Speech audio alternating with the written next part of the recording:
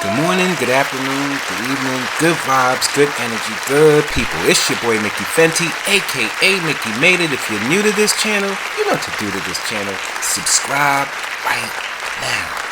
Also, if you want to support my brand, it's inspiredbydreams.shop. Okay, today's episode, I wanted to bring this episode to you guys. Is the traditional structured work life not set up for you to follow your dreams, set up for you to burn out, or just set up for you to follow suit? You guys let me know, because I'm looking at it like Gen Z might have started this whole revolution of we're not doing it the way you want it to be done, we're doing it our way because it's fulfilling to us. And a lot of these big companies, they want you to just burn themselves out so you can follow their dreams, and they don't really care too much about yours. So let's just jump into this conversation, see what people are talking about, and just go back and forth and see where we can come to some kind of conclusion. Is Gen Z right or is Gen Z wrong? Let's get it.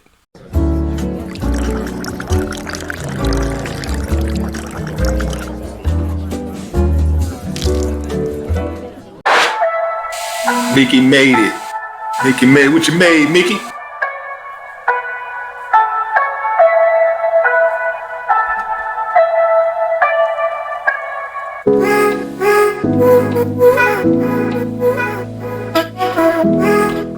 Gen Z values people over profits. I'm not gonna worship these massive corporations, especially because, I think boomers with, a pension working 40 years at a company actually did have a better relationship with those companies because they were getting something fair in return. Yeah. And companies will not treat you like that anymore, so you should not treat them like that anymore. Yeah. I love that. Gen Z is not lazy. Gen Z just does not care about your corporate ladder. I think traditionally we've seen hustle culture as wanting to join corporate America and quickly go up the ranks, but to Gen Z that just isn't quite what we're after. We already know that Gen Z is incredibly purpose-driven when it comes to work, so I think if these companies can't adapt and harness that, they're going to see way more people like this who are instead starting a side hustle or a side business that they're actually pouring their passion into. Also, if you like Gen Z and entrepreneur content, you have to go follow Jade on LinkedIn. I'm actually making you.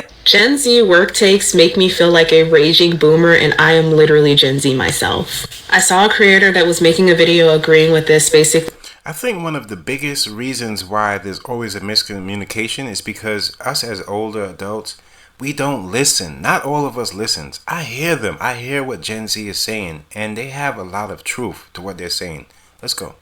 Saying that this made sense back in the day when people used to have loyalty to their company because they were paid livable wages and because they had things that incentivized them to stay at the companies. But now that people are changing jobs every few years, this doesn't make sense and we don't get paid enough to have to go into work events during our free time. My immediate thought was that y'all are missing the plot, okay? And I went to Twitter and let me show you, hold on. I saw this tweet and I was literally like, this is why you socialize with your coworkers, okay? Nobody is saying that you need to be best friends with your coworkers, but yes, you absolutely want to be personable and build a relationship with your coworkers because they will look out for you. I saved the video before I even read the article, y'all, but when I read it, this author literally says why it's important to socialize at work. Their dad was spared from losing his job in the 2008 recession because of the relationship that he had with his boss. It doesn't matter if you change jobs every single year. Relationships matter, y'all. There's a reason that people say it's not what you know, but who you know. You want to have strong relationships with people who are not only going to look out for you when you need it, but who are going to think of you for opportunities that are presented to them when you're not in the room. No one is saying that you need to be best friends with your coworkers. No one's saying that you need to go to the events and get, blackout drunk. Learn how to show face and keep it cute. Gen Z is prioritizing living over working because they've seen the legacy of broken promises in corporate America. Gen Z work to live because they watched older generations suffer. Gen Z just doesn't see the same rewards for the hard work. As a result, they don't want to put workers at the expense of their personal and well-being. I had this conversation with my mom, who is a boomer, and I kind of told her about this, and she was totally a boomer response from her. She's like, if they don't want to work, they're going to be living out on the streets. They don't want to do anything. I'm like, Mom, you can't help it. You're a boomer. I understand, but we got to teach these boomers that just because they live to work doesn't mean we want to do that. So Gen Z is choosing to work to live rather than live to work, like the generations before them, because they're reaping fewer rewards for their hard work. Gen Z has very different attitudes to work than older generations because they're one of the first generations that won't have wealth that is greater than that of their parents or grandparents. Additionally, they have already experienced huge disruptions like the pandemic. They have more of an attitude of work to live as opposed to live to work that many of us grew up with. This is particularly true in the West. They have seen the legacy of all their broken promises. They promise you if you work for 30 years, you have the defined benefit pension and you have retiree, medical care, etc. But none of that exists these days. So Gen Z has watched as millennials struggle through economic hardships, including multiple recessions and a pandemic, which have put a dent in the income and dreams of home ownership. The increased cost of living, skyrocketing house prices, and student debt has locked millennials out of the housing market and has made it difficult for them to accumulate wealth. This is true. I am the proof. I am the millennial. I got none of that. I'm still renting. I can't afford anything. Okay? As a result, Gen Zs are quiet quitting. You know what? I commend you. Finger snaps to you guys. You guys are leading the way. They're taking a step back at work because they're painfully aware that their hard work could essentially amount to nothing. And that is the truth. I know I feel that way. I went to college for how long and for what and for no reason because I didn't get any benefit out of it, honestly. I think when I did finally get my degree job, which was like 10, maybe 13 years later, I worked at a behavioral health center. I was only making $13 an hour. $13 an hour. That's poverty. I don't care what anybody says. Gen Z has received a lot of flack for their attitude at work. One survey last year found that 74% of managers say their Gen Z are the most challenging generation to work with. Meanwhile, celebrities like Whoopi Goldberg have dismissed economic struggles and said that they can't afford to buy a house because they're lazy and only want to work 4 hours a day. Honestly, Whoopi is right. No, I'm just kidding. I just want to work 4 hours a week, okay? Like maybe, I feel like it's a little ironic because 4 hours a day is what Whoopi works, right? Maybe even one, how long is The View? A 1 hour show? In reality, Gen Z are facing setbacks because of the high levels of inflation and rising prices. They're even shopping less and eating at home more to save money. Young generation has hit back with some of these accusations saying that they're not prioritizing work because wages have stagnated. They're unfulfilled by the mundane 9-to-5 life and they're burned out. As a millennial, honestly, I feel the exact same as Gen Z does. I've been said this. I've been working since I was 16 years old off and on. I've had at least 20 jobs because me and jobs just don't go together, okay? Most of the time, there's always something negative or bad about a job. I've never worked at like a great job before, you know? And so, you know, eventually I was like, you know what? If I can't work for somebody else, I'm just going to have to create my own job. And that's basically what I did, okay?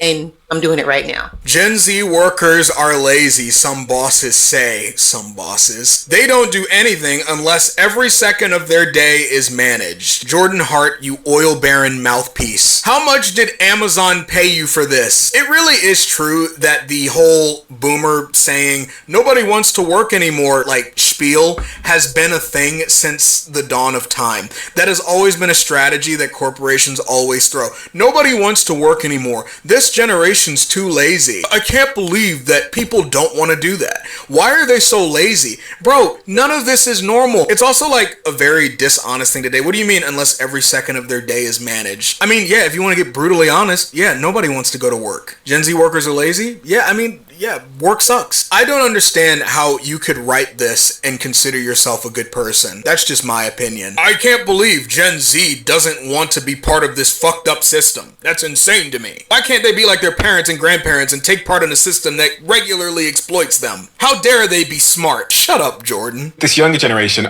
aren't apparently working themselves to death. Some of them have figured out that the country's a scam. And here's the good news. They're not wrong. And when you figured out the country's a scam, you can approach it the way a con artist or a scammer would approach it, which is what a lot of them do.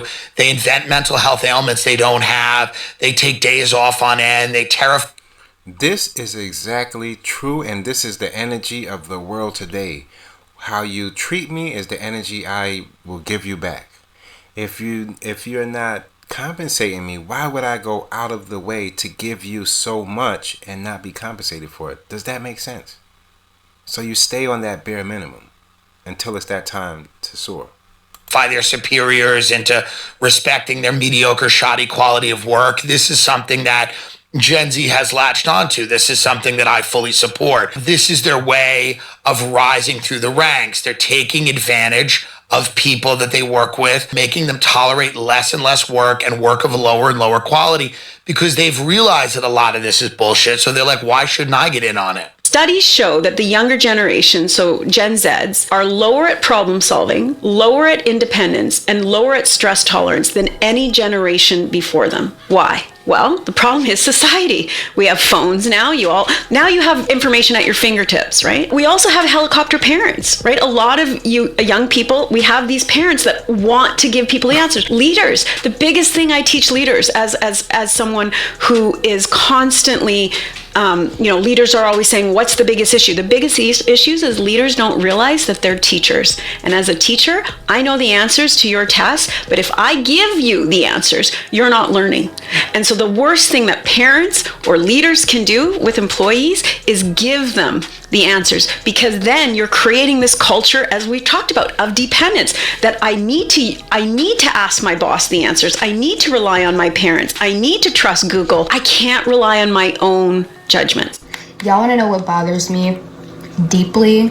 What bothers me deeply is the fact that people are working 40, 50 plus hours a week and they're still coming home broke. They're still coming home, barely getting by, barely being able to pay their rent or their mortgage, not even being able to afford mortgage or rent, and they're working. Are we gonna address this issue? It's not the fact that nobody's working. It's the fact that even with work, life is still unaffordable. Why are we able to work and have nothing left and then go back to work just to have nothing left? That bothers me. Can't run smoothly when we got 20-year-olds and 60-year-olds. Like, your way is not the only way. Gen Z is not the first generation to coexist with 25-year-olds and 65-year-olds in the workplace. In super low income, super high income workplaces, that has been the case forever. Gen Z is also not the first generation to come in and immediately think that people should listen to how they think things should be done. Gen Z is the first generation to sit in that workplace and instead of engaging with the people around them, to dive into their phone, into their echo chamber of social media, and not embody and not realize their place in the ecosystem. Millennials came into the workforce hot with our Excel skills on our personal computers and our ability to find anything we wanted to on the internet. But what we didn't have was the social media to create this echo chamber where we went back and sort of reinforced all the things that we thought about work. So we had to actually participate in the world around us. We had to actually participate in other people's experiences of the workplace. And so we got put into our place. We understood where we were. And that is not something that's happening for Gen Z. That is the big difference. Whether it is because they are remote, whether it is because their managers are not engaging them in the right way, or whether it is because they are not willing to engage and participate, Gen Z is not participating in the same way, not engaging in the same way, not experiencing that same, let me understand where I fit into this space. And so when you don't fit into a space, you think you're the odd man out, and you get really resentful. You feel even more out of it. You feel even more like you want to talk to your insular group and commiserate. And then you never click into work. And that's really what we're in danger of. Are young people not clicking into work? One, because they're not seizing the opportunity. They don't know how to seize the opportunity that way. And the others, we're not looking at them, seeing the differences, and trying to paint the opportunities differently for them to understand it and digest it better. So that is a really big danger of people feeling like they just aren't clicking into work, and everyone experiencing the ramifications of that. Y'all, I am so frustrated with everything between late-stage capitalism, traffic, the 9-to-5 structure. I literally cannot do this. I had a complete meltdown yesterday because I'm like, this is just too much, and I don't know who put me into this world to do this. Actually, I do know. It was my parents, and I had a meltdown with them because why would you do this to me? So the meltdown started yesterday because I didn't leave work until 7 p.m. yesterday. 7 p.m. If you You cannot guess, I work in corporate America. That is the first time I've actually done that at this job because I just got put on a new team, and honestly, I like the team. I like the work. Management is really great. People I work with is really great. So it's not like it's actually a pretty healthy work environment. But the fact that I did not leave my job until 7 p.m. Had me like hysterical last night.